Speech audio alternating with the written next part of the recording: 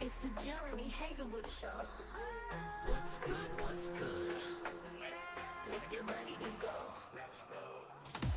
Welcome to the Jeremy Hazelwood Show. Plug in, turn it up. Let's go. Hey, hey. Welcome to the Jeremy Hazelwood Show. Push play, let it roll. Let's go. What's good? Welcome to my show. In 3, 2, 1. Let's go. Hello and welcome to the Jeremy Hazelwood Show. This podcast is all about exploring a wide range of topics that spark curiosity, build community, inspire action, and deepen our understanding of the world around us. Before we get started, make sure you subscribe on whatever platform you are seeing or hearing this by smashing that follow or subscribe button. Music has the power to inspire, heal, unite, and transform culture. In season 4, we're diving into the world of music and the people bold enough to chase creative dreams. Whether they're on stage, behind the scenes, or in the boardroom, these guests are building culture, creating impact, and showing us what it means to turn passion into purpose. Today's guest is an artist whose career spans more than 10 albums. You've heard his music on lots of commercials, TV shows, video games, movies, and he's also the owner of a brewery in Atlanta and a brewer himself. He's a member of the world famous Grammy-nominated Nappy Roots. Welcome to the show, Fish Scales. Appreciate it, Mr. Hazelwood. Appreciate you having me, sir. Man, I'm so excited about this conversation and really digging in. And you represent one piece of Nappy Roots. So naturally, things Yeah. we talk about today will be through your lens. I know you'll represent the group well, but also represent you as an individual as part of this bigger group. But I want to take it back because one of the things I'm always interested in when I'm interviewing guests is, this is where you are now. Music, you're into craft beer, but it wasn't always that way. So let's talk about before the music. When and what inspired you to pick up the pad and pen and start rhyming? Man. So when you say before music, you mean like before Nappy Roots, pretty much. Yeah, Before, yeah, oh, like like the adolescence, whether it's junior origins. high, high school. Yeah, the origin story. Well, one thing I'm proud of, I started rapping. I think I was 9 years old when I started writing, like Okay. writing songs. I had an Yeah. older cousin who was kind of into DJing. We actually had a group when I was a kid in Okay. Milledgeville, Georgia. Yeah. We had a What group. was the name? They were What was called, the name? I'm very reluctant to You tell know I you was going all. to ask you We, if you bring up the group. right. That's a good question. We were called the DRCs, Okay. Devastating Rap Creators. That was Oh, the thing back then. yes, yes, Names are yes. I love different, it. but Right. Devastating Rap Creators, it was me, a couple Yep. of my cousins, and a couple guys in the town. But the funny part Mm. about the group, and it was just kids messing around, but the funny thing Yeah. about the group, it was like 9 of us, but only 2 rappers. Like Okay. everybody, you was either dancing, beatboxing, Mm. and I was one of the rappers. And Okay. that kind of became a part of my identity early. Like being a Wow. rapper, like, back then it Yeah. was way different. Everybody didn't rap. So you could be Right. walking down the street and they'd be like, oh, that's that kid who rap. He raps. Hmm. Hmm. So that was part of my identity. But as far as influence, I can name a lot of people, but I think I would say Run DMC probably Hmm. was the first hardcore influence because Yeah. I was Ron and my partner was DMC, in the Right. Yeah. DRCs. That's how we Two that's MCs. Right. Right. yeah, the two Yep. MCs. So Ron from Run DMC, well, Run DMC all together just was like, yo, this is Oh what yeah. I want to do. This is what I want to be. Yes. Yeah. And Yeah. so Crazy. that's 9 years old. My cousin, he would say, yo, I want you to write about this. And it would be like Hmm. homework. He would say, I want you to go off. When I see you again, I have this verse written. And so I Yeah. was writing verses at 9 years. Wow. You weren't recording at 9 though. You were just like coming to Nah, school and just you had your verses just spitting bars. yeah, just spitting. Like we would record directly into the speaker, like our radio, our Yeah. box, Oh but yeah. no real recording till I turned 14. That's when I finally Okay. got into a real studio or a home Wow. You studio. before? Yeah, yeah. Yeah, I Wow, was that's 14. that's awesome, man. Yeah. Yeah, no, it was like I remember my first song that I did, and we were in high school Uh, before the studio, and we had an instrumental cassette playing, and then we were just close to like the boom box because there was like a little tiny yeah. microphone on there, and it was Trust me, I crazy know what because you I mean. think, yeah, yeah, and I think there were two microphones, like one maybe on each side. So when we recorded it, we didn't know it at the time, but it actually came out in stereo where he was like in one side and I was on the other. It was like Oh, so amazing. wow. Yeah, yeah. That's cool.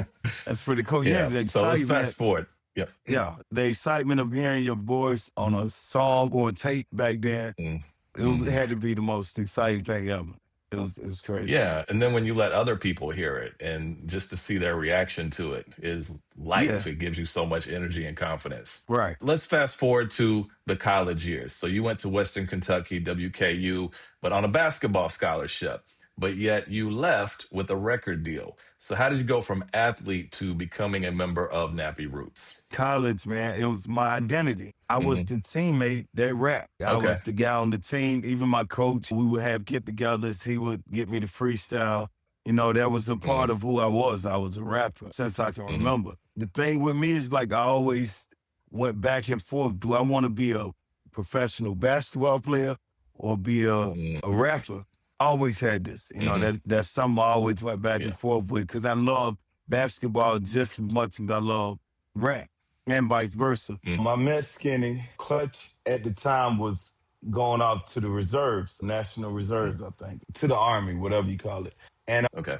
so when me and Skinny met, him and Clutch had already formed Nappy Roots, or the idea of Nappy Roots. Mm. That's all he Okay. would talk about was Clutch. Ron C, man, you got to meet Ron C. I can't wait till he come Yeah. back. We're going to get this Nappy Roots thing going. In the meantime, more members were coming to school. Like Big Okay. V, we found him locally. Prophet came to school a year after me. Mm. B Still came Yeah. year after Prophet. Everybody had Mm. that identity of being a rapper. So if you rap, you wanted Yeah. to be in the same at the same party that we was at, because we always had Yeah. ciphers, and you got a chance to show your skills. And Mm. I like to think the cream of the crop kind of formed together, and we built Nappy Yeah. Roots. Right, right. So y'all were just adding on, almost building like a Southern Wu-Tang, if you will, because you had all these separate members that had really their own definitive styles to it. Totally, totally. Wu Tang and Goody Mob were big influences for us. We appreciated Goody Yeah, Mob for the yeah. rawness, the Southern rawness that they had, and we appreciated Wu Tang for the collective Mm. that they had. Fast forwarding a little bit, so y'all are in Kentucky, and this is a time when outside of New York, Atlanta, LA, and maybe Houston, it was really hard to get a record deal. So how did you all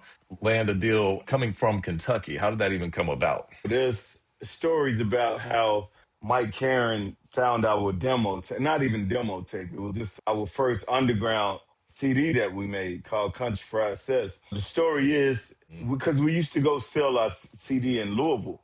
And the story is somebody got a copy of our CD and told Mike Karen, like, you got to come check these guys out. They're in the middle of nowhere, Bowling Green, Kentucky, and they might Hmm. have something. And this is the time where Mm. A&Rs were still developing artists. And that was cool because he seen something in us. Yeah. Yep. And he said, and he worked Yeah. with us. And it was 4 years before we actually came out, but he stuck with us and he really believed in what we Well, had as a six-man group. the A&Rs were so critical, and I wish those were still around, but I know now labels like they want everything to be ready and are more or less just distribution and marketing channels, no real artist Yeah. development anymore. Nah, not at all, man. You got to have Yeah. it all ready to go by the time you sign now. Being signed to a major label, y'all were signed with Atlantic, which is being signed to a label is a dream for most artists, and I'm sure it was for you guys. And I'm sure it was really exciting at first, but as you come to find out, it's not necessarily as glamorous as people think. And after 2 albums with Atlantic, you all went independent. Describe what that transition was like for you all as a group to go from a major label to finding your voice as an independent group. Oh, it was tough, man. The freedom was fun, to be able to go in and just totally try some new music. Because we weren't on a label no more. It's like, let's Mhm. go with a whole new sound or try to create a new sound. But it was tough because our last record with Atlantic Records was 2003. We didn't put out another album till 2008, our independent album Humdinger. But there was a Mhm. gap where we just was trying to Mhm. figure things out. And 5 years in the industry, that's Yeah, suicide. it's a long For time. artists don't put anything out in Yeah. 5 years, the game has passed you. So it took us 5 years to Mm. really hunker down and figure out what we need to be doing. And fortunately, we created our biggest record during this time called Good Day. And we were very fortunate to get that Yeah. record that bought us a lot more time in the game. Yeah, and I'm going to get to that later in the interview because I definitely want to talk about that. Yeah. But speaking of your group, and I think of you all, I think of a Goody Mob or a Wu Tang or any group that has, even two members is hard. But you all had six members, and over the years, the group has evolved where you have four core members today. What is the most challenging part? And also, what's the most rewarding part about having four to six rappers in one group? It's less slices you got to cut out of the pie, for one thing. Mm, Six people is a lot. mm, And as yeah, you get older, man, and it's just people have kids, grandkids. yeah, It's just everybody got so much going on. So that six people, that's six different yeah, families that you got to kind of feed, take care of. mm, So four is better in that way. yeah, But also decision making. yeah. It's a lot easier as four members. Hmm. And I would think with Hmm. Nappy Roots, we never would put anybody out the group. Nobody has the power within Nappy Yeah, Roots to put another member out. These guys, they love to sure. pursue, their own musical career. And I don't see anything wrong with that as well. Yeah, But, it just kind of worked out sure. best for Nappy Roots as we move forward. And the direction we was Hmm. going may have not been the direction that the other two members wanted to go in. Mm. So, we just kind of respectfully True, true. disagreed and, allowed them to go do their solo Mm. projects. And we went a different direction as Nappy Yeah. Root, an independent direction. Right, right. Yeah, and I would think too, just this business is hard enough managing a group and it has its own complexities. You all have had a really long career, and between albums and figuring out what the sound is going to be like, was there ever a time where y'all were like, you know what? We've had a good run. Let's just hang this thing up and say Nappy Roots was good and let's just all go our separate ways. Oh, yeah, definitely. I mean, and there's probably some times we probably should have gave up. We probably should have went and did No, no, something don't even else. say that because I'm glad that Well, y'all are still here. Y'all have some it, amazing albums. thank you, sir. But there was times where we put our families through a lot. That's what I mean by that. There was times Mm, when I was okay. this close to getting a job. There was times where, Hmm. as a Hmm. man, I can't keep waiting on Yeah. my dream to come back around.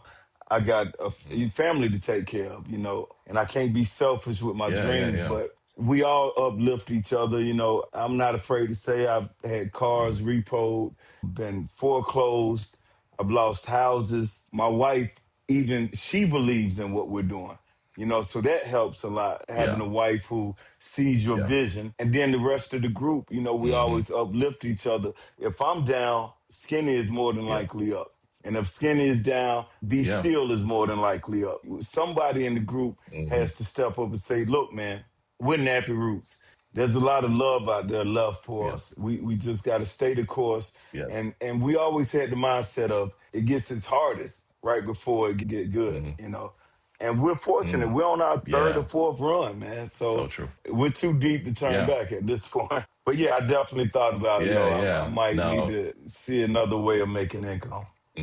It's just to me a natural thing, just looking at longevity in the game, period. There's groups like we've seen through the years from the 50s, 60s, 70s, 80s, 90s, like groups, it's hard to stay together. And for you all to be together this song and continue to put albums out. And we'll talk about some of the albums here in a moment, but it's really a very unique thing. So it speaks a lot to the vision that you all have as a group and also the brotherhood and the respect that you all have for each other to really be in it together. And you can't do what y'all do unless there's this love and respect for each other and like you're saying Right. lifting each other up when they're down. Like it's a pretty amazing thing that you all have going on. Thank you, man. I'm blessed to be a part of it. It so easily could have not happened.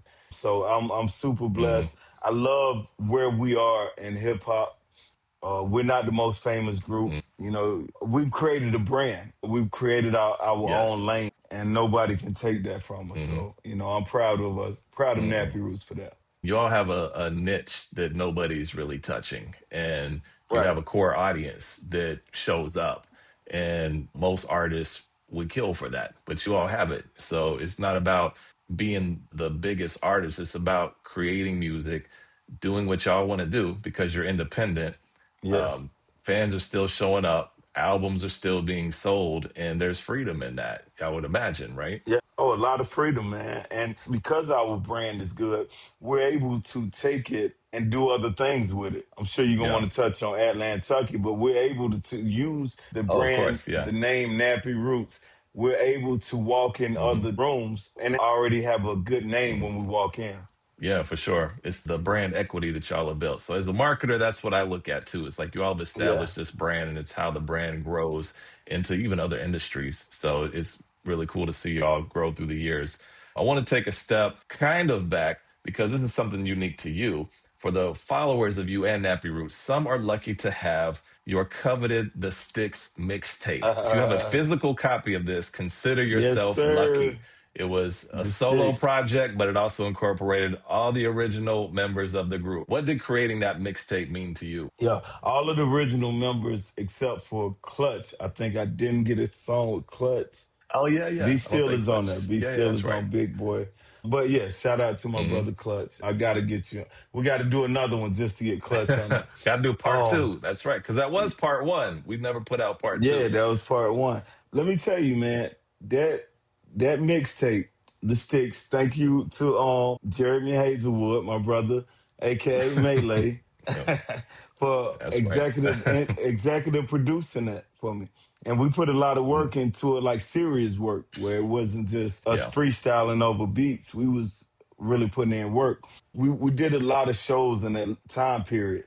Hmm. I took those CDs with me. I would press the copies up and we would hit the road and people were enjoying it. Like they would give I was getting a lot of Hmm. good feedback from it. And we didn't have anything else. That's that 5 year gap with Nappy Roots I was telling you Yeah. about, where we didn't have any Yep. music out. I was at Mm, shows. I was the only one with a CD that people can walk away with. And mm, so a lot of people yeah. got that CD and it helped bridge a small gap for Nappy Roots where we had nothing going on. We at least had that mixtape, Mm, which also kind of helped me a lot as an MC. You hmm. know, it gave me a lot of confidence putting that record out and helped me Yeah. create my own style. It really helped me see, okay, this is what I need to do for Nappy Roots. I'm one Mm, six, but this is how I can help my group out. You know, if I master this style right. that I'm doing. And it gave me a lot of confidence. I'm Mm. very grateful for that.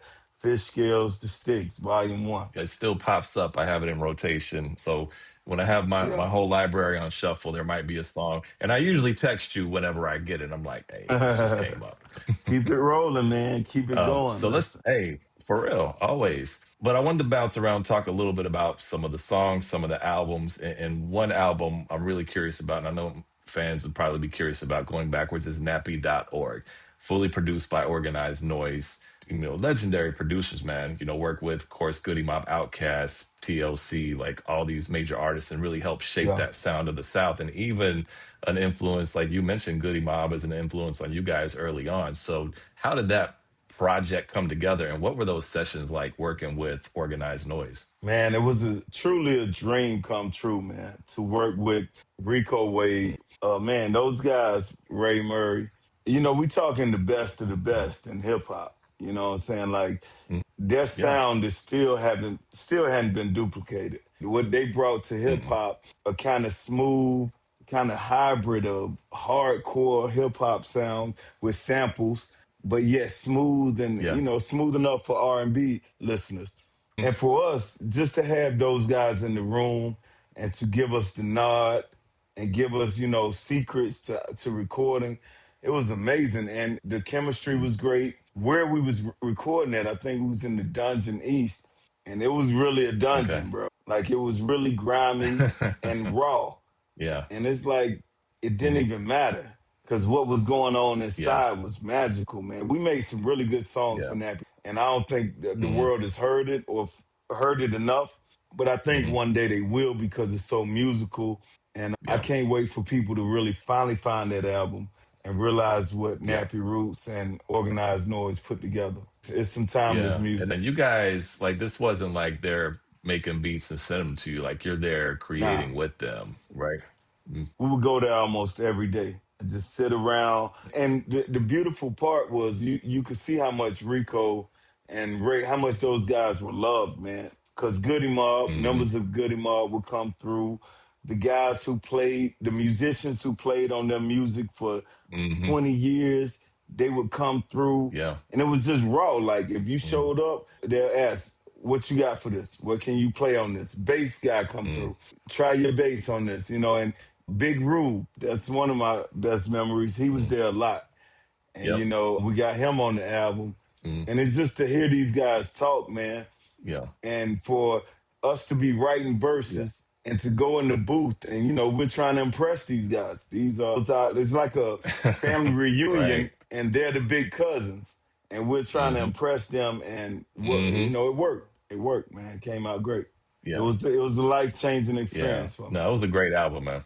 Yeah, and I just love that you all were able to come together and do that because you already had a solid catalog. I mean, honestly, I think that was after The Pursuit of Happiness, which was a solid album. You were working with various producers on that one, but then to have really Yeah. one producer, if you will, or collect them, organized noise produce a whole album.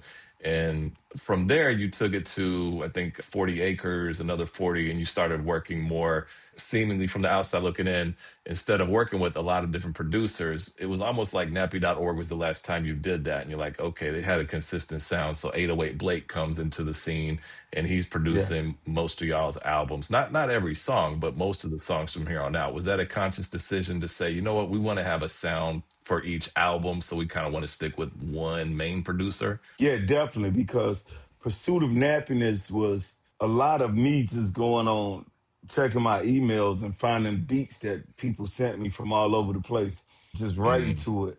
But yeah. even that album, I like PON, Pursuit Hmm. of Nappiness, but it's kind of all over the place. So Hmm. we did fall in love with Hmm. creating one sound for an album. So we did it with Organized Noise. Yeah. Big Hmm. V left the group. Prophet had already left. Big V left the group right after Hmm. Organized Noise album. We just realized, Okay. man, we can't keep coming out with the same sound. Big V was a big part of our sound. So we got to Mm, create a different sound. We got to yeah. totally go in a slightly different direction. And Hmm. and another thing, shout out to Alien Craft, Big Mark from the Backwoods. Yeah. He was on the road with us a lot. And 808 produced for him. Okay. So we would hear his stuff when he would come out and perform and Mm, open up for us.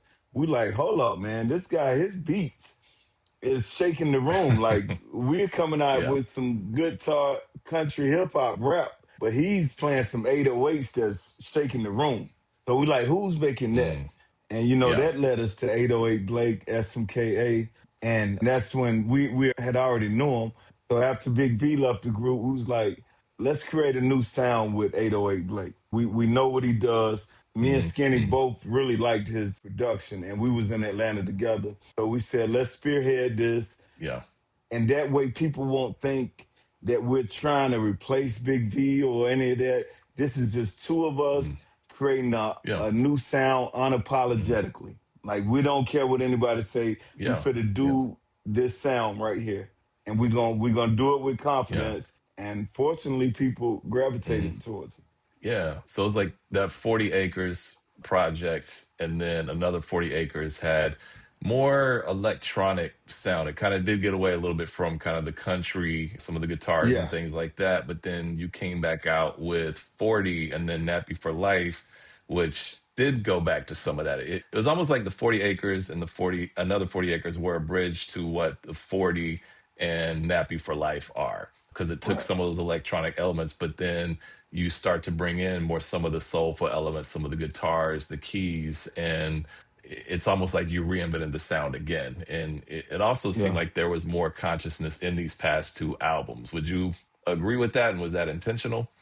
I definitely agree with you. I'm not even sure if it was intentional. Mm, It's probably just us getting mm, older. We was mm, partying a lot during 40 Acres, doing those albums, especially the first yeah. one. That's when we was first going out Hmm. to Colorado and just partying our ass off and making dope music. The music reflects it. Yeah. But Nappy for Life, It we does. definitely kind of chill back. It was a different kind of freedom where it's like we're not forcing Mm, nothing. Let's just make good music. We're not on no gangster, no street. We just on yep. simple family life, man. And we're Hmm. unapologetic about that. We're not in Yeah. any controversy. Actually making laid back music. Yeah. And Nappy Roots never been in the club, but we've always wanted to be. But like Yeah. Nappy for Life Yeah. was like, you know what? Forget the club. Those days are over for us. Let's make music. We can sit on the porch and enjoy life too. Mhm. And it definitely comes across like a more mature album. It's a mature sound. Yeah, It's real life. It's a real album. What you see is what you get. It's refreshing. What y'all are talking about, you feel like you really connect with the artist, with the group, because it's a lot of yeah, relatability in that for just the regular folks, the common people, and not necessarily I'm aspiring to be something. Like these are people that are going through the same thing that we are. So I do like that about. yeah. I mean, it's always been that way with you guys, though. Let's circle back because we can't not talk about Good Day. You brought it up a little earlier. Good Day has been a good song for you all. It's got all these placements, TV, movies. Of all the songs in your catalog, why do you think that song took off? Man, great question. Shout out to Greg Street, first of all, for giving it the Yeah. bounce that it needed. He helped it out the gate by putting it all over the Oh, radio, got a lot of spins. Hey, man, I yeah. don't know why it did what it did. Maybe it's the kids on the hook, but there's other songs with kids on the hook Hmm. that didn't work like that. So I think True. time, I think the Yeah. positivity of it, it just Hmm. all worked for us, man. And it's never been our favorite song. It's never been a song where I'm like, yo, Yeah. you got to listen to this. I'm so thankful Yeah. for that record. It is our number one in the streaming age because our other music wasn't during the streaming era. Yeah. But it has done a lot for us, man. It has Hmm. created life for me and Yeah. my family, and it doesn't go Hmm. away. Every year there's new Yeah. people who license that I'm gonna record. say it And keeps coming back. yeah, Yeah. and one key thing for an artist and two is to be able to license music, which is very hard to do. Mm, And that yeah. song has provided that for us. Speaking of your songs, you said that one's not your favorite. Do you have a favorite Nappy Roots song? No, I don't. But I do. I really like Nappy for Life, Yeah. man. Songs like "On My Way to Georgia" has always been one of my Hmm. favorites because that was Hmm. the first song I recorded after Wood and Leather. After Hmm. Okay. Wood and Leather Yeah. came out, and we was kind of leaving Hmm. the label. Hmm. "On My Way to Georgia" was the first song where I said, you know what, I got to step my game up. Whatever's my skill, I got to master this real quick. Hmm. Time is short Yeah. in this industry, because I hear songs on some of the older albums and I'm like, nah, I'm not all the way there yet. But On My Way to Georgia was a Hmm. song where I'm like, yeah, it's time. It's time to really turn it up a notch. I'd love that Yeah. song a lot. And was that the Humdinger? Was that on the It came Humdinger? out on the Humdinger. It came out on the Humdinger, yep. Okay. Song number 3 on there, I think. Okay. What about favorite album of Nappy Roots? I know you just mentioned Nappy for Life. Would you say that's your favorite album, or is there another one in the catalog? Or is it like picking your children? It's like I can't just pick my favorite. Now I can pick a favorite album. It used to be the Humdinger for a long time. I felt like Okay. that was great work. Then it became the 40 plus, basically the third Yeah. 48 album, Okay. the Green and Black album, Mhm. Yep. because I really loved that. Hmm. And then I think we outdid it on Yeah. Nappy for Life. Nappy for Life is my favorite Yeah. album we have, and the EP that we did is really good too. Like those songs are good, The but Brew Day. Brew Day. Brew Day is a great set of songs. There's only 6 songs, but I feel like we really put Hmm. in work on those. Brew Day kind of symbolizes to me, okay, we figuring this out. We're figuring this whole independent thing Hmm. out. It took a while, but from the recording of the song to the actual marketing the song, we got so much better on Brew Hmm. Day. We started to Yeah. understand how Yeah. people are consuming music. Yeah. Especially these days, right? Right, right, totally. It's totally people listen to clips now, like 15-second clips of music. Hmm. It's changing every day, Yeah. and you can't fight it. You just got to learn how to ride it and do your version of it. Hmm. Well, and looking at the quality of what y'all have put out, especially these past two albums, like describe what that recording session or the recording sessions are like for you guys to create and really be consistent with the quality of what you're putting out. It's really laid back and chill, man. Shout out to Mm, Padron, 808 Blake. I really lean on those guys a lot because they have the passion. They're younger than me. They have a passion that sometimes it takes me a little bit to get going, to get excited about it. So Hmm. Fortunately, I got them around where I trust them. When they pitch Hmm. ideas, when they say, I think y'all should do this, I'm like, okay, let's do it. I Hmm. bring my talent to the table, but I'm very trusting of their ideas, I should say. So that's kind of our Yeah. recording Yeah. session. Blake pulls up some tracks, might have a hook that he's been working on or idea, and whatever hits me, hits me. I write a hook or I write a verse, whatever comes in the moment. Skinny's the same way. He's in Hmm. the Hmm. corner, right. He's always writing in the studio. As soon as the beat come up, Skinny's writing to Yeah. everything. And it's just the freedom, man. I've reached a point where for me it's like I'm not afraid to not participate in something. I'm not afraid to say, yeah, that sounds Hmm. all right, but I don't think that's the Hmm. direction I want to go into as fish scales. I Right. wouldn't be helping the group Yep. if I get on that. And that's made me a better MC, Hmm. being disciplined and being able Hmm. to choose my spots.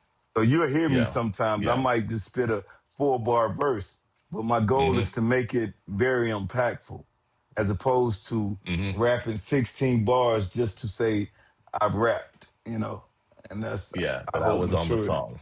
Yeah, yeah, Hmm. I'm more about making a great song now as opposed to Yeah. me being great. I want a great overall Mm. song. Yeah. And that's that wisdom and humility that comes with just being in the game for a while and looking at the track record of what you all have done and doing it consistently, album over album, year over year. So, what is next from Nappy Roots? Like, are we getting a part two to Nappy for Life? Because it's part one, which lends to believe that there's going to be a part two. Right, it does lend to believe that, right? We have it in the bag, man. We have Okay. an album. It's not mixed, Mm. but it's in the bag. The songs are dope. We set the bar high, in my opinion, on In Nappy for Life Part One. Yeah. So we don't want Yep. to rush it. And again, people are consuming music totally different. So Right. we don't want to put an album full of good music out and people don't listen to it. So we're just Right. giving a song at a time and just pushing, trying to let people know we're here. And when enough people are Hmm. listening, we got an album. We have one for them. Yeah.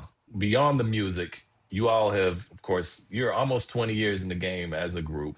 Each album continues to hold up. And honestly, if you go back and listen to even Watermelon Chicken and Grits, like it still sounds good today. You all are still doing shows throughout the year. So you're definitely showing that longevity is possible in this game. You have to reinvent Hmm. yourself sometimes, but staying true to who you are. You've got a good core of people. You've got a good core of a producer and some other producers that you Right. work with from time to time. So you've got the music game is kind of doing its thing. You're very well established there. You've got a machine, but now you've branched out and you have a brewery. So you have Atlantucky Brewing in Atlanta. You're not only an owner, but you're also back there making the beer. You're drinking it out. Oh, speaking of, I have this. So, I had to bring the can out. Now, Scales, you told me and I hope it's true. You said this was the first can that left the brewery. So I tell people that whether you told me the truth or not, that is my story. And I tell people this is the first can that left the brewery. So we're just going to keep it at that. We're gonna stick with that. That's my story. I'm sticking to it. Yeah, man. Let them know. Like it's Yeah. you So, was yeah. there early on. You've been around us for a long time, so you kind of know how we feel about beer. Yeah, so you got to hold on to that. That's definitely Yeah. one of our best products. But yeah, beer has always been a part of Nappy Roots. College kids, we drunk a lot Hmm. of cheap beer. Even back in college, I was the Hmm. one who was trying to be cool and drink something a little better than, the 99-cent 40 ounce that everybody else was drinking. So to say that, Yeah. I've always been into beer. I've always been into searching for Yeah. beer and trying different beer, probably way too young in life. But I've been a fan of Hmm. beer for a long time and I kind of introduced it to my guys, to Nappy Roots because I knew they would like it Yeah. too. And it became a Hmm. big part of Nappy Roots when we started touring the first 40 Acres album. And we said breweries would be a good place to promote the shows, to just show up, Yeah. drink some beer, talk to people, and tell them come out for the night. Breweries were a good Yeah. spot because the audience is it's very similar audience to a Nappy Roots audience. So Hmm. we started doing that. It became a part of our identity. Like Nappy Roots is the group Yeah. that drinks a lot of beer. And we Yeah. found a lane that nobody else was doing. Nappy Roots and Mm-hmm. breweries became a thing. So we've gotten booked a Mm-hmm. lot just based on that. Like breweries having Yeah. festivals and different things will book us because our name was so synonymous with craft beer. And, that led us to Yeah. actually brewing in my garage. Fast forward led to Mm-hmm. us having our own brewery, Atlantucky. Yeah. I love Yeah, that but piece we, because when you're talking about the brewery piece, it is very unconventional, but it's also you all are very approachable. Like y'all are not artists with egos like that. And there's a lot of people I've heard stories about people who have met you all and y'all are just kind and you're for the people. So being at a brewery, you find ways to connect with the people personally, which when you have that experience with an artist, like you like them more because you feel a connection to that artist, and those people will always support you. You know. yeah. Okay, and a quick pause. When Scales and I were recording the original interview, something happened with the technology and the recording disappeared. So we jumped back on here. We may have different outfits on. I don't know. I think I found my Atlantucky t-shirt. I think you might be rocking something different, but we're trying Yeah, to I make couldn't this as remember. seamless as possible. Yeah, but we had just started talking about Atlantucky Brewing, and I wanted to ask you about your process. So I've heard Skinny DeVille, who's your business partner, music partner, another 1/4 of Nappy Roots, compare the process of making beer similar to making a song or an album. How would you describe your approach to making beer and also your inspirations behind the different flavors?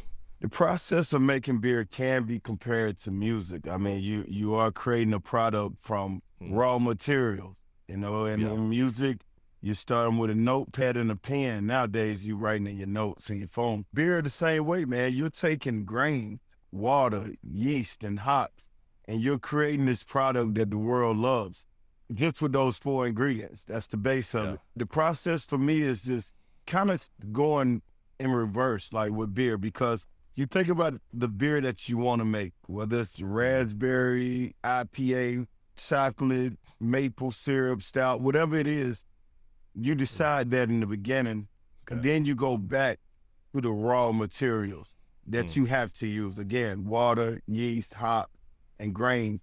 mm, You go back to that and you decide how much of each that you want in it. okay, And then from there, you pretty much brew every beer the same in most cases. Just a yeah, a little nuance to each beer, temperature mm, wise. But once you have the base of your beer, then you can add all of the extra stuff. And me, I love beer, man. It's just my yeah, thing. I love pure beer. I'm a purist, you could say. yeah, yeah, So all of the flavors that people add to beers, that's fine. But I yeah, like to see what you can do with the raw materials. hmm, Before you add chocolate to it, before you put raspberry in it. I yeah, like to see what you've done with your water. How did you treat your water? What hops did you pair it together?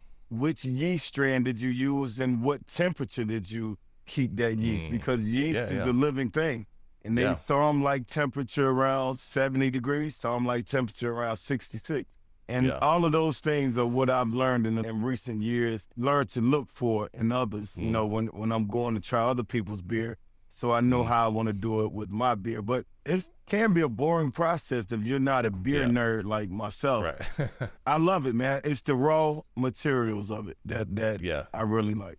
And what I found is interesting in particular about you guys is you didn't go to school to do beer. When I step in y'all's room where you're brewing, you got equations up on a whiteboard, like the whole science behind it, which is crazy. Like you just came from making music and now you're transitioning to really scientists. So what is that like for you to just writing lyrics, performing, being in the studio to now we're using a different part of our brain with mathematical equations. And I look at this stuff, I'm like, I don't even know what this is talking about.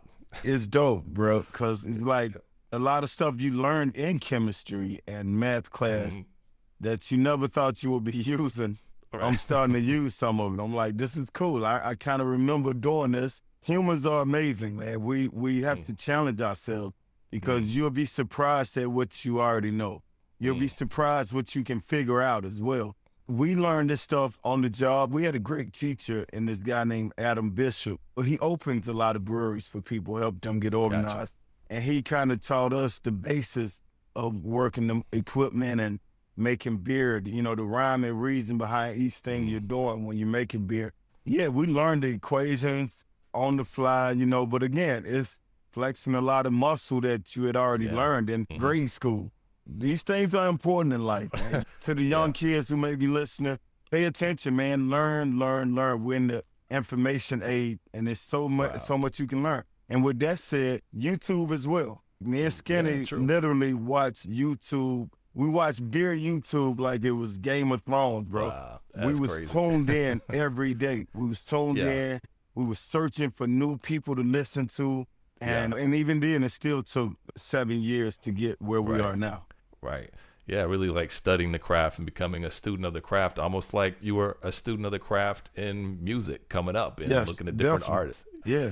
Would you say you have a favorite beer that you all make? I can say I have a favorite beer to make because, again, one thing about beer is all beer is made pretty similar. The changes, like I said, the raspberry, the strawberry, the chocolate, all of that kind of happens at the end. As far as brewing the beer on brew day, you got your basic fundamentals that you need to stick to. You got to treat your water. But I treat water for this beer a little different than I treat it for that. Interesting. But it's still, you got to treat the water. You got to add the hops. You got to add the right amount of grains. If you want a stronger beer, you're probably using a lot more grain. You want a light beer, you'll use a very little grain, but a lot of water. So your water is very important in that case. So interesting. It's fun, man. It's fun for me as a beer. Yeah. And it comes out really good. All of y'all's beers are really top notch. You all have a really good product. So if you are in Atlanta or visiting Atlanta, make sure you stop by Atlantucky. Also, you all do have merch available online. I think it might be on the nappyroots.com site or atlantucky.com. Yeah. It's on one of those. So if you're not able to go to the brewery, at least support it by copying some merch from it. Nappyroots.com. Yeah, so Scales, outside of music and brewing, tell me just musically, like what artists or what songs are you listening to these days? Oh, man, that's a tough one. I'm a big podcast listener, so I'm probably listening to your show as I'm riding down the street. But I appreciate that plug. Yeah, right now, I like Don Toliver. When people ask me what's the current artist that I'm into, I've always liked his music. I like what he does on the track. My Apple Music playlist is kind of like music from the 90s era, the golden era. My music list is very fused. Like I like a lot of the new stuff, but I'm definitely a 90s hip hop guy. Wu-Tang, Nas, Biggie, Jay-Z. But music, man, whatever gets me going. I'm trying to think of a song right now that I play a lot when I get in the car. I always like J. Cole too. Like if I really want to hear some new music, I'll go to J. Cole. And I'll hit start a station. From there. Oh yeah. Based on that's a good feature. I'll find a song from him and I'll just start a station from there and whatever they give me. Yep. Cool, man. We've reached the point of the podcast where I'm gonna pull out these clarity cards and I'm gonna pull one for you. This one is, how do you cultivate positive relationships? How do you cultivate positive relationships? Well, I think it's important for me to be a positive person. Like I'm half of the relationship. I have to be a positive person. I have to display positive attitude and approach the relationship with positivity, with an upside.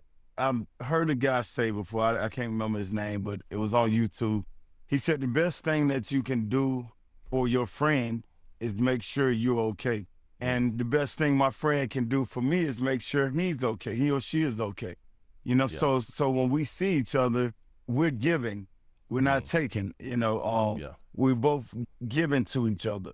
And I think that's important in relationships. It's very important for me to be in a good place so that I can provide for my friends. And if they're thinking the same thing, we're going to be in a good place. The relationship is going to be great if, in my mind, I'm just thinking about how can I add to your life? How can I make your life better? How can I make your day a little easier? And that's how I approach our relationships. And if we're both doing the same, we'll be two giving people and we won't want for much. We won't be hurting. Because if I'm doing great and you're not, I'm inclined to help you. That's what I love to do. But how long can that relationship last if I'm always straight and you're not? It won't last. True. Yeah, sometimes you have to do the work to help yourself so you can be straight. But we still do need to rely on other people to help us out when we can. Definitely. Yeah, that's a great what answer, friends man. are for. That's what family That's is right. for. And that's why I'm constantly trying to put myself in a position where I can help you in those situations, you know, and I want to help you, but a relationship can't be built off of that. You know, it's just that. Got to be give and take. Yep. No, very wise words, man.